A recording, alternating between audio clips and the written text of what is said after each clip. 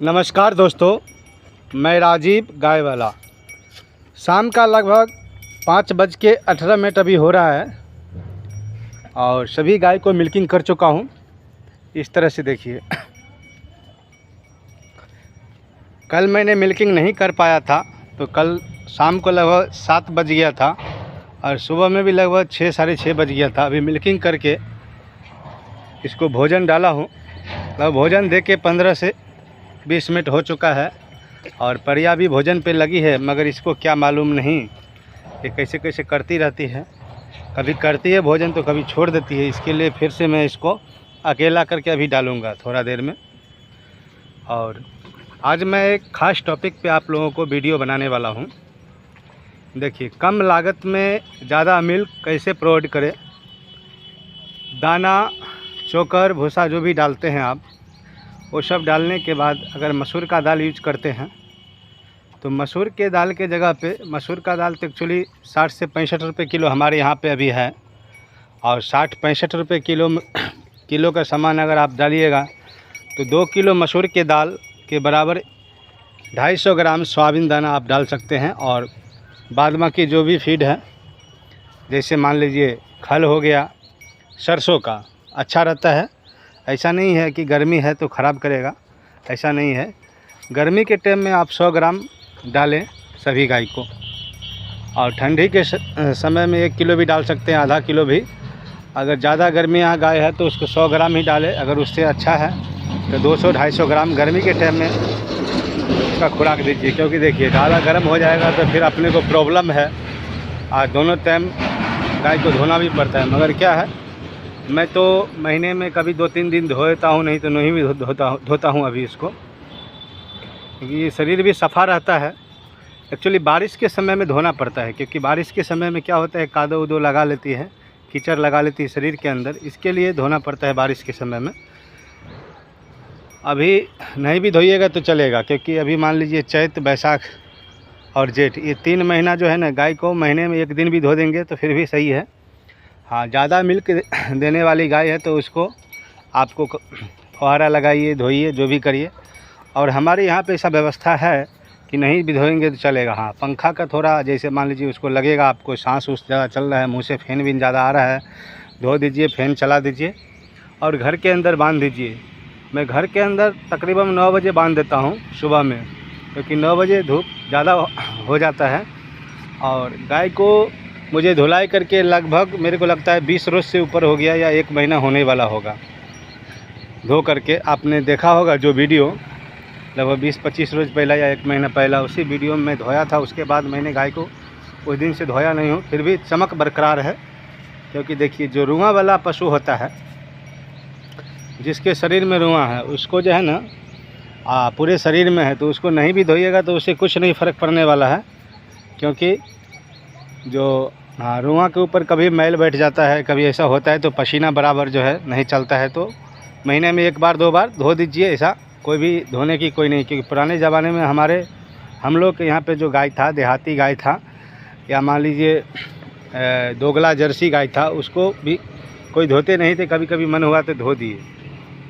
हाँ, HF नस्ल का होगा तो थोड़ा उसको, और मेरे पास वैसा HF नस्ल का है नहीं एक्चुअली। सब ये भी मिक्स ब्रीड है और ये भी मिक्स ब्रीड है, कोई भी प्योर में नहीं है गाय। और ये तो जर्सी है, ये भी मिक्स ब्रीड ही है, पूरा प्योर नहीं है, ना प्योर जर्सी है ना कोई। इसके लिए नहीं भी धोएंगे तो चलेगा, ऐसा हम कहेंगे नहीं आपको मत धोइए, लेकिन अगर नहीं धोएंगे तो भी उसका चमक बरकरार रहेगा और बीमार नहीं पड़ेगी गाय। खास करके ये बात है। क्या होता है, गर्मी के समय में अगर आप दोपहर के, हाँ धोइए, मगर सुबह धो दीजिए। सुबह में 7 बजे तकरीबन गाय को आप स्नान करा दीजिए, उसके बाद बांध दीजिए। उसके बाद कितना भी गर्मी हो, गाय को दोबारा सर के ऊपर पानी मत डालिए। हाँ, जो फुहारा लगाते हैं वो सिस्टम में रखते हैं गाय, उनके लिए अलग है, क्योंकि एक सामान रहता है। जैसे हम लोग AC में रहते हैं, उसी तरह गाय को जो है, जैसा मान लीजिए कोई ऑफिस में AC में काम करता है तो उसको हर हमेशा AC ही चाहिए, तो उसी तरह गाय को अगर फुहारा लगाते हैं तो आप हर हमेशा लगा के ही रखना पड़ेगा।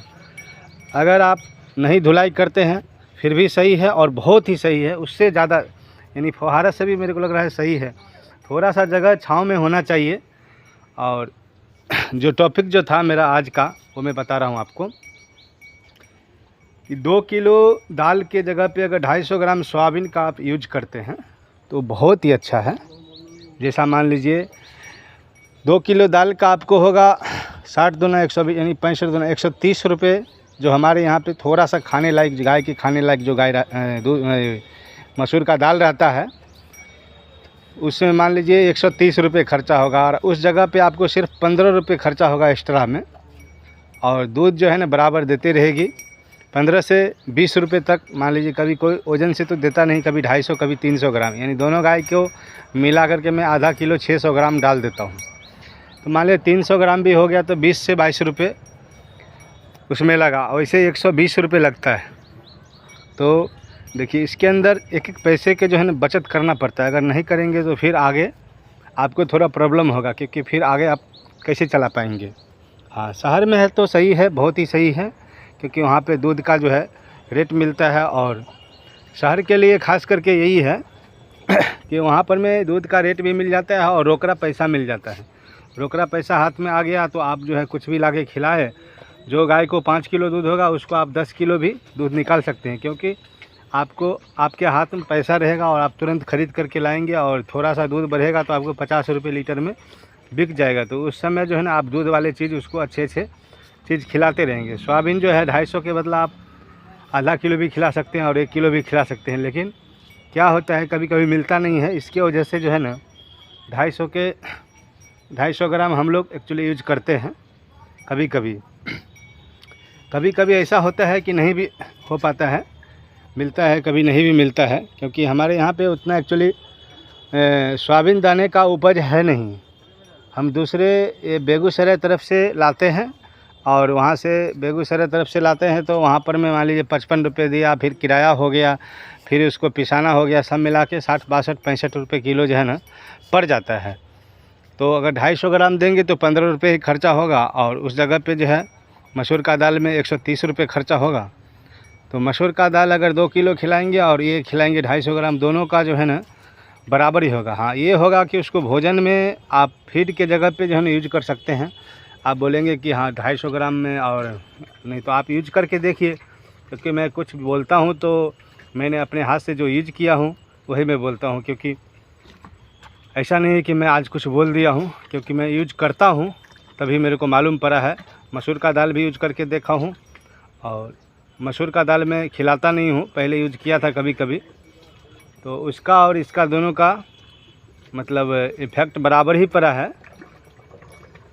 अरहर का दाल जो है मैं इसलिए देता हूँ कि कैल्शियम के जगह पे जो है ना इसके अंदर कैल्शियम का मात्रा बहुत ही ज़्यादा होता है, और इसके लिए उसमें जो है ना बहुत ही अच्छा जो है ना कैल्शियम का मात्रा ज़्यादा हुआ तो शरीर में भी बनावट बराबर रहता है। हाँ, जो बनने वाली गाय रहेगी उसको भी, जो नहीं भी बनने वाली, देखिए ये जो गाय थी मेरी मेरा जो गाय था, ये देखिए इस तरह से इसको पूरा हड्डी हड्डी आ गया था। मगर क्या है, जब से अरहर का दाल जो है ना 2 महीने 2.5 महीने हो गया मेरे को, 2 महीने 2.5 महीने से अरहर का दाल जब यूज करता हूँ तो इसका जो है ना शरीर के ऊपर देखिए बनावट आ रहा है। अभी आपको दिख रहा होगा कि थोड़ा थोड़ा मांस उसके ऊपर शरीर पे चढ़ रहा है।